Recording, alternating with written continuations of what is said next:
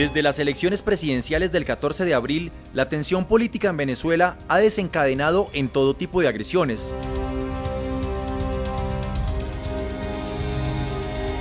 El 30 de abril, la confrontación física en la Asamblea Nacional fue el tope de un conflicto que ha estado plagado de ataques verbales. Voy a decir una palabra que es polémica, pero es verdad. Han infectado del virus del odio, la intolerancia y el fascismo a miles de venezolanos. ¡Basta de fascismo!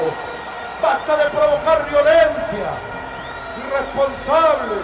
¡Fascista mayor! Usted ha sacado su cara verdadera, la del 11 y 12 de abril del 2002, su cara de fascista. ¿Por qué ellos son capaces de promover una ultraderecha fascista intolerante que odia, xenofóbica en Venezuela? Vamos a ver si ahí te quitamos ese pensamiento fascista y logramos rescatarte como ser humano. Y precisamente, entre las declaraciones de oficialistas y opositores, se destaca el uso de una palabra: fascista. Una filosofía y movimiento político creado por el dictador italiano Benito Mussolini entre la Primera y la Segunda Guerra Mundial. Para profundizar sobre el fascismo y el porqué de su uso como insulto por ambos bandos, NTN24.com consultó al doctor Daniel Barnaghi. El especialista explicó por qué el oficialismo y la oposición se acusan mutuamente de fascistas. En el caso venezolano, el gobierno nacional acusa a la oposición de buscar implantar un régimen de derechas. Por supuesto, el gobierno tendría, entre comillas, parte de la razón desde el punto de vista conceptual, pero un gravísimo error, porque la derecha que busca la oposición venezolana no es tal. Más bien es un movimiento de centro y no de derecha. Por otro lado, algunos voceros de la oposición han tildado al gobierno venezolano de fascista, lo cual, bueno, en algunos aspectos tiene razón, porque se ha buscado el establecimiento de un Estado corporativista, donde todos los poderes públicos, el llamado, entre comillas, poder moral, está completamente secuestrado por un esquema ideológico económico, y es un sistema basado en una propaganda que muchas veces tiene, por supuesto, elementos que son verdaderos, son reales, pero en otros ámbitos, pues en lo absoluto, que está lleno de un conjunto de falsedades. El doctor Barnaghi explicó que el militarismo siempre está presente en el llamado fascismo. El militarismo tiene que estar presente en todos los ámbitos de la vida social para que eso sea verdad, no solamente que el líder entronizado sea militar, que es el caso del general Marcos Pérez Jiménez, que efectivamente sí era un simpatizante de las ideologías de derecha. Pero lo que pasa es que un sector de la población en el año 1998 y años subsiguientes vieron en el expresidente Hugo Chávez visos de lo que significaba una conducta fascista en cuanto al hiperpersonalismo y al culto a la personalidad como base del sistema político. Barnaghi también comentó que si bien la palabra fascista no es un insulto, sus consecuencias pueden ser tomadas como tal por quien sufre sus acciones. Es un término que pudiera ser entendido por personas cotidianas como un insulto. No es un insulto, es una filosofía de gobierno. Buena o mala, bueno, obviamente si los máximos representantes del fascismo son Hitler y Mussolini, pues nadie quiere sentarse en la misma bancada de ellos. Ahora, el insulto viene en lo que significa la represión de la sociedad y en particular de lo que es el manejo de la comunicación y de la propaganda. Es ahí donde la oposición quiere hacer un hincapié en llamar fascista a este sistema, porque es un sistema que está basado en que todos los días hay una cadena presidencial. Hay nuevas denuncias de la oposición en Venezuela sobre presunta persecución laboral. La Mesa de la Unidad Democrática aseguró que el gobierno de Nicolás Maduro despidió a más de 5.000 trabajadores públicos por no apoyar al chavismo. Los supuestos perseguidos políticos harían parte de los votantes que el pasado 14 de abril sufragaron a favor de Enrique Capriles. La coordinadora de la Comisión de Justicia de Derechos Humanos de la Mesa de la Unidad Democrática, Delsa Solórzano, denunció persecución y hostigamiento laboral contra empleados públicos por parte del gobierno del presidente de Venezuela, Nicolás Maduro. Hemos tramitado cerca de 5.000 casos de ciudadanos que en violación absoluta de la inamovilidad laboral, y además hay que destacar que en flagrante violación a los derechos humanos de todos estos ciudadanos que han sido víctimas de este acoso, de este hostigamiento o incluso de despidos, son estos empleados y funcionarios públicos que hoy nos acompañan. Solórzano afirmó que el número de denuncias podría ser superior. Estos valientes hombres y mujeres que hoy se encuentran con nosotros son apenas una parte de esos empleados públicos que hoy han decidido dar la cara, que hoy han decidido salir a la calle a decirle a Venezuela, a decirle al mundo que en nuestro país se violan flagrantemente los derechos humanos. La diputada opositora aseguró que acudirán a las instancias internacionales correspondientes para hacer valer el derecho de los empleados. Según la MUD, la mayoría de los expulsados prestaban sus servicios en la petrolera estatal PDVSA, pero también ocupaban cargos en la gobernación del estado Vargas, en la fiscalía y en entidades bancarias. Las instituciones públicas venezolanas estarían revisando los celulares, las computadoras portátiles, los perfiles personales en las redes sociales de Facebook y Twitter de sus empleados para realizar los despidos. En las pasadas elecciones presidenciales del 14 de abril, cerca de 1 millón de personas que habrían apoyado al fallecido mandatario Hugo Chávez aparentemente decidieron darle su voto al líder opositor Enrique Capriles. El cambio fue visto en el oficialismo como una traición a la patria.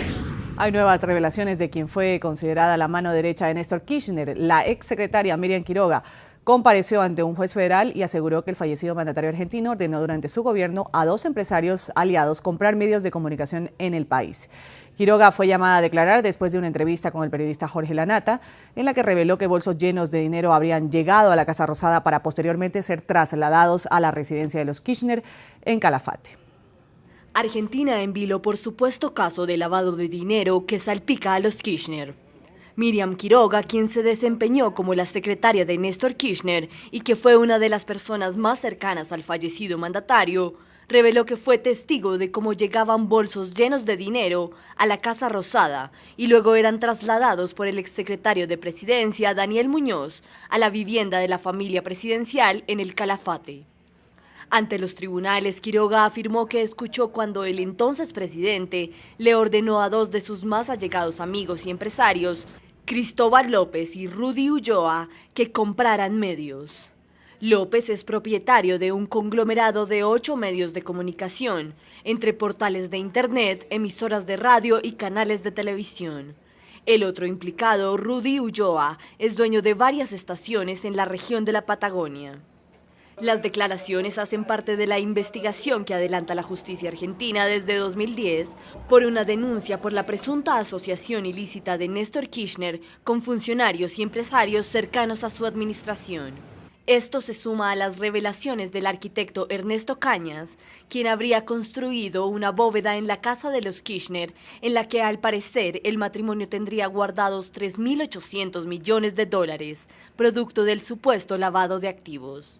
También un piloto confirmó a medios locales, bajo la condición del anonimato, que el exsecretario Daniel Muñoz habría llevado esta suma hasta la casa de la pareja en varios viajes semanales en aviones privados desde 2007. La mandataria Cristina Fernández aún no ha emitido comentarios a propósito del caso, pero el secretario general de Presidencia, Óscar Parrilli, calificó de inventos las revelaciones. Por su parte, la exsecretaria Miriam Quiroga pidió ser protegida por la Policía Metropolitana de Buenos Aires a raíz de la polémica. Avanza en Miami, Estados Unidos, la gira internacional que adelanta el disidente cubano Guillermo Fariñas, que lo llevará a las ciudades de Washington y Nueva Jersey y que culminará en España y Bélgica. El periodista independiente acusó hoy a los hermanos Castro de cometer un genocidio social al desintegrar a la nación en los últimos 54 años e hizo un llamado a la unidad a todos los cubanos. NTN 24 con los protagonistas de la noticia, nuestra corresponsal en Miami, Paola Serna, se encuentra con el disidente Guillermo Fariñas. Paola, adelante con su invitado. ¿Qué tal? Muy buenas noches. Así como ustedes acaban de informarlo, aquí en Miami me encuentro con una de las figuras más representativas dentro de la disidencia interna en la isla de Cuba, el señor Guillermo Fariñas, una de las personas que tuvo como fundamento realizar una huelga de hambre que logró la libertad de centenares de personas justamente en la isla de Cuba y que se encuentra iniciando esta gira internacional aquí en la ciudad de Miami. Señor Guillermo Fariñas, muchísimas gracias por esta gran oportunidad de estar con NTN 24. Háblenos un poco de esta gira que inicia aquí en la ciudad de Miami, los propósitos y hacia dónde lo estarán llevando, señor Fariñas. Bueno, esta gira comienza aquí en Miami como un homenaje a la rebeldía del exilio. Por eso vine primero aquí, porque este exilio nunca ha podido ser ni amedrentado ni comprado por el gobierno castrista. Es un exilio histórico que se ha ido renovando y continúa siendo un exilio anticastrista. Pensamos ir ahora el próximo miércoles a Honduras a una convención de la Red Latinoamericana por la Democracia. Después regresaremos el sábado y estaremos en New Jersey, en New York y en Washington. Por problemas personales, o sea, de mis familiares, vamos a ir a Kentucky, a la ciudad de Louisville específicamente. Europa también está incluida. Y después de eso vamos a partir hacia Europa, comenzando por España. Tenemos invitaciones para ir a Chequia, a Polonia, a Holanda, a Francia, de parte de Reporteros Sin Fronteras, y a Alemania a recoger el premio de Derechos Humanos en la ciudad de Weimar. Eso es el itinerario más o menos que tenemos en estos momentos.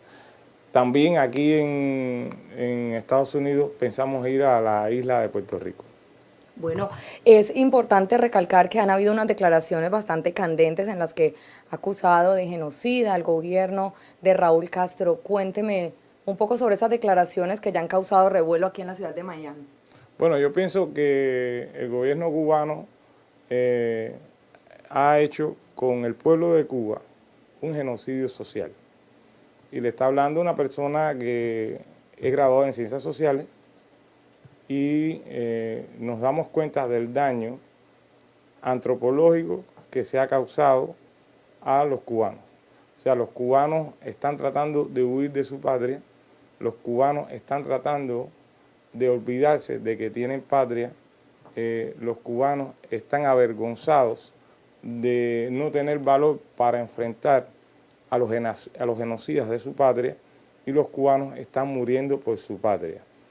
Y eso no tiene otra palabra que genocidio social.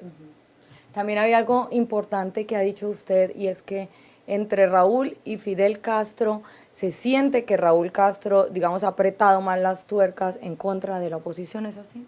Sí, Raúl Castro es más cínico que Fidel Castro, porque Raúl Castro está usando de manera desmesurada a los paramilitares. Fidel Castro era más legal, te encerraba, te encarcelaba, te llevaba a juicio, te detenía, te levantaba acta de detención, pero Raúl Castro no hace eso. Raúl Castro te manda a apalear, te manda a matar con paramilitares y desde el punto de vista legal no queda rastro, no deja huellas. Está preparándose para el futuro del cambio que va a venir con él o sin él. Y creo que esto es una actitud cínica, inhumana y cruel.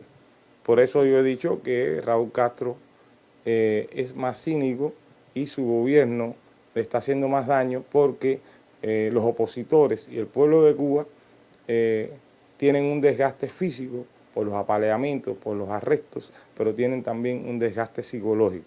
Muchísimas gracias, señor Fariñas. Pues bien, eso ha sido todo desde la ciudad de Miami. Yo doy paso a los estudios